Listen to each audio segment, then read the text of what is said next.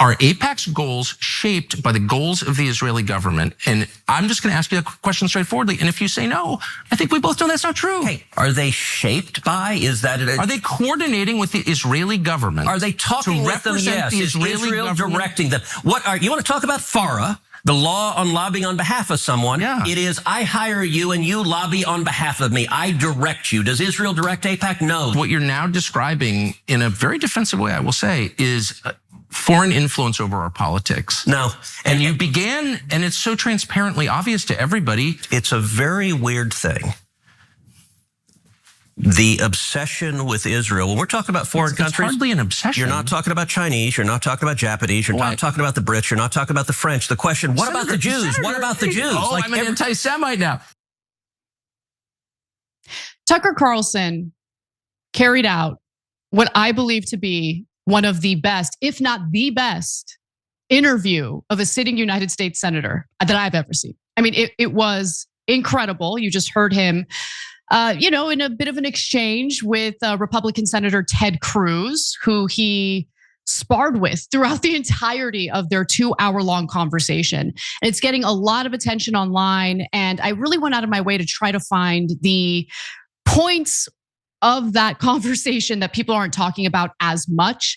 Some of you may have come across the video that went viral featuring Ted Cruz, essentially letting the world know that he doesn't know basic facts about Iran, a country that he would like to see regime change in, a country that the United States might get involved in pushing for regime change in. Unbelievable, right? So that went viral for obvious reasons. He didn't even know the ethnic makeup of the residents of Iran, didn't know the population. It's just, you might want to know whether or not, it's ruled by Sunnis, Shiites, it's just basic.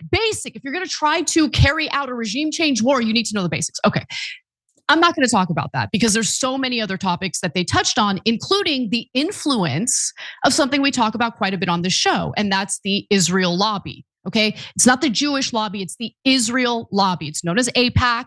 And I say Israel lobby because this lobby isn't about helping Jewish people across the world. This is a lobby that is powerful because of its involvement of evangelical Christians and yes, Zionists as well. And it's not to make life better for Jews in America, for instance. It's all about basically lobbying our government to carry out policies that are preferential and beneficial to Israel. And I was shocked to see that Tucker Carlson wanted to take Cruz to task over this. So without further ado, let's take a look. I've never taken money from the Israel lobby, have you? Taken money from the Israel? From AIPAC. So AIPAC raises a lot of money for me, but it's actually a misnomer because the people who raise money are individuals. Right. So it's not the PAC itself, but they're individual members who believe in the American-Israeli friendship and relationship. Is AIPAC a foreign lobby? No, it's an American lobby. It's the AIPAC stands for the America-Israeli Political Action Committee. What does it lobby for? So, to be honest, not a whole lot effectively. Listen, I came into Congress 13 years ago with the stated intention of being the leading defender of Israel in the United States Senate. Great. And I've worked every day to do that. AIPAC, a lot of times, AIPAC, I wish were much more effective. My understanding, having known a lot of people who work at AIPAC, is that it lobbies on behalf of the Israeli government. Wrong. Oh, okay. When was the last time AIPAC took a position that deviated from Prime Minister Netanyahu? All the time. Name one. Okay. Let me go back and give a little history. If you want to do a deep dive on AIPAC, I don't. I want to do a shallow dive that gets. No. I want to get to the core question. AIPAC is lobbying for a foreign government, and I don't. It's not. No. It's lobbying for the United States. It is lobbying for a strong U.S.-Israeli relationship. Guys, I have never seen anyone in media, okay, whether we're talking about left-wing media, right-wing media, I haven't seen a single journalist in this country ask an aggressive line of questioning like that about AIPAC and its influence on US foreign policy, especially in the Middle East, obviously. That was amazing. I mean, look, I hate to be in a position where I'm praising a man who I have far more disagreements with than agreements with, but I don't care. I don't care. This interview was incredible. First of all, how illuminating is it that we literally have a sitting United States senator who openly says that he came into the Senate promising to be the #1 representative and defender of Israel, of a foreign country, If that doesn't infuriate you, there's something wrong with you. He was supposed to represent this country, the constituents who voted him in the great state of Texas, right? And he feels like it's totally okay to openly say, I came into the Senate, committed to be the #1 representative, supporter, whatever. I can't remember the exact word he used, but basically to represent Israel's interests. Oh, so look, given that he feels comfortable saying that openly, which I'm not interested in having anyone in Congress who prioritizes any foreign country over our own. I'm Armenian American, right? If someone came into Congress and said, you know what? I came into Senate wanting to be the #1 representative of Armenia, I'd be like, but why? No, I don't, we have problems here. And I think I finally figured out what's making Tucker tick, like what the big change with him has been. I think he's looking at the conditions we're all living in this country, the drug overdoses, the extreme poverty, the homelessness. And he's asking himself, why are we so focused on foreign conflicts or what's happening outside of the United States? Okay, so there's more, because you can tell Ted Cruz is getting a little bit uncomfortable. He's getting increasingly defensive, but then he finally just can't hold back anymore. And he says the quiet part out loud. Let's watch. How much contact do you think AIPAC leaders have for the government of Israel? No idea. I imagine some. I think the government of Israel is often frustrated with AIPAC because AIPAC's not nearly strong enough. Do you think there's any coordination between the government of Israel and AIPAC? Do they talk? Sure. If you're lobbying for more US-Mexico trade, would you talk to people in the US and Mexico and the government? Sure. My question is not, is it outrageous that foreign governments lobby the United States? They all do, okay, including Israel. My only question is, why don't we admit that is what's happening? You're denying it, but it's true. Yeah, and but why aren't what they, you're saying is false. Why aren't they registered as a foreign lobby? Because they're not.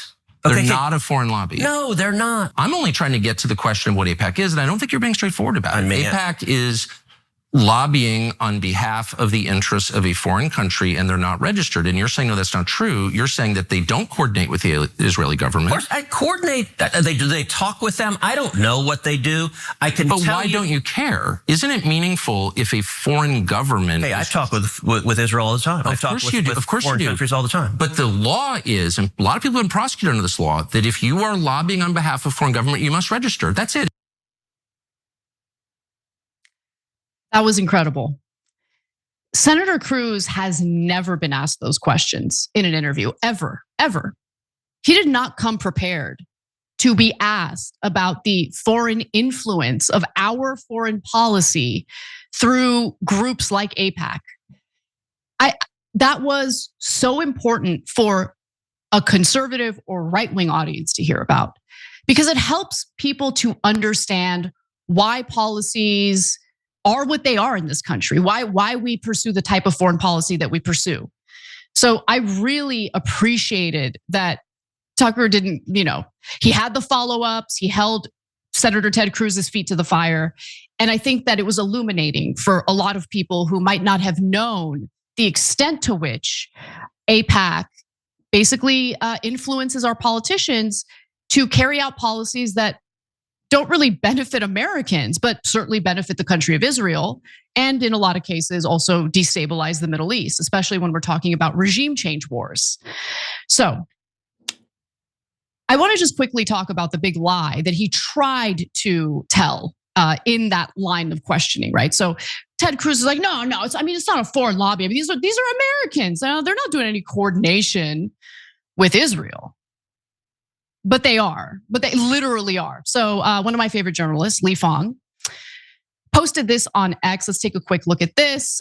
So you'll see a picture there of Israeli politicians, and it's a post. He quote tweeted a post by Israel Katz, and he says, Lee Fong says in his response to it, Ted Cruz told Tucker Carlson that AIPAC doesn't coordinate with the state of Israel, thus does not need to register under FARA. That's plainly not true. They discuss coordination openly. Here's an Israeli minister stating that he asked AIPAC to lobby Congress on the International Criminal Court issue. So Israel Katz wrote that this evening I met with AIPAC leaders, and he names them. The state of Israel owes them much for their longstanding support.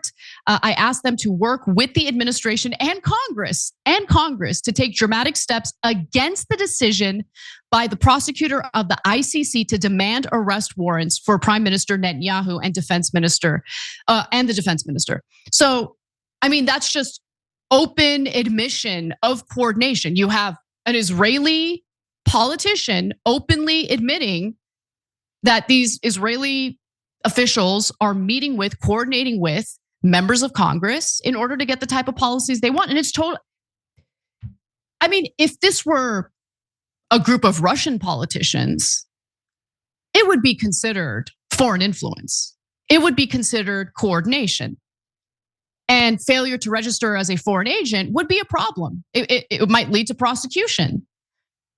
But for whatever reason, Israel tends to benefit from this weird double standard. And so this is all to say that Ted Cruz, whose top campaign contributor is in fact AIPAC, was lying to Tucker, lying to you, lying to the entire audience.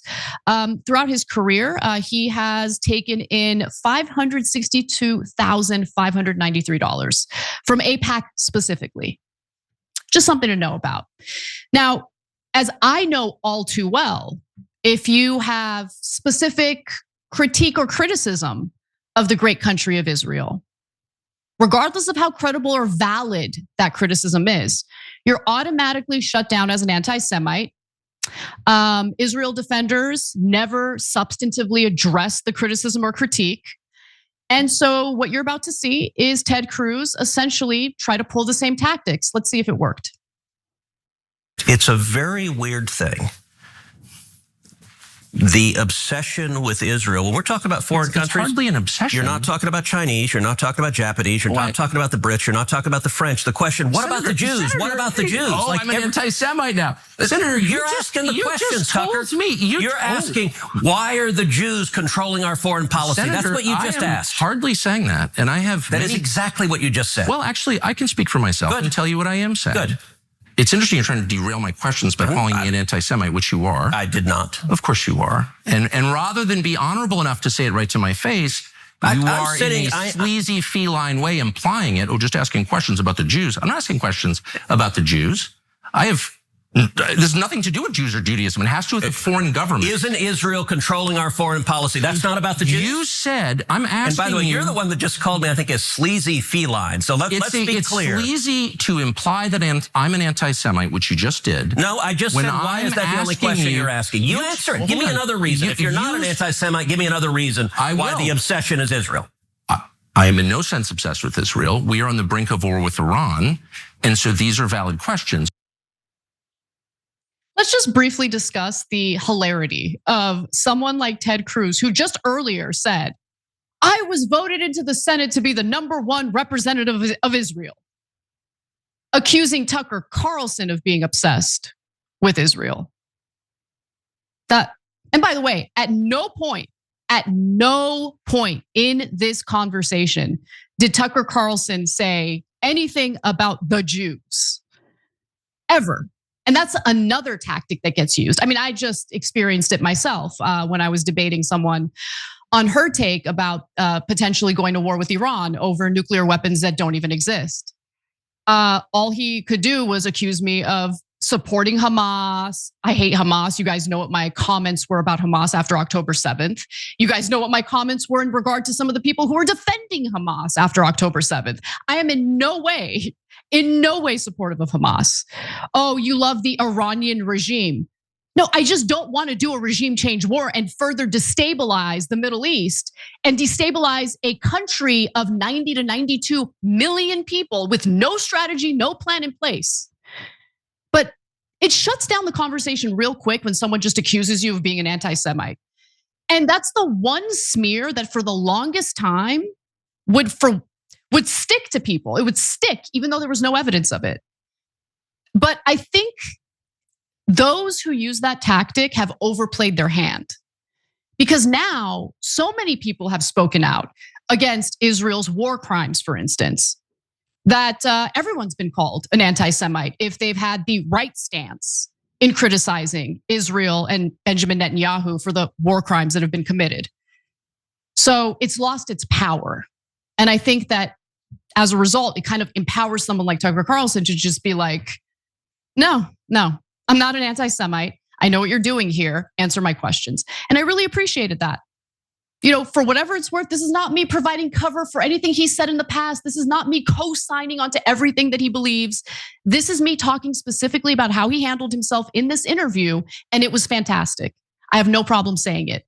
I wish that this served as an example to all journalists, all people in this profession, because I want to see more of this.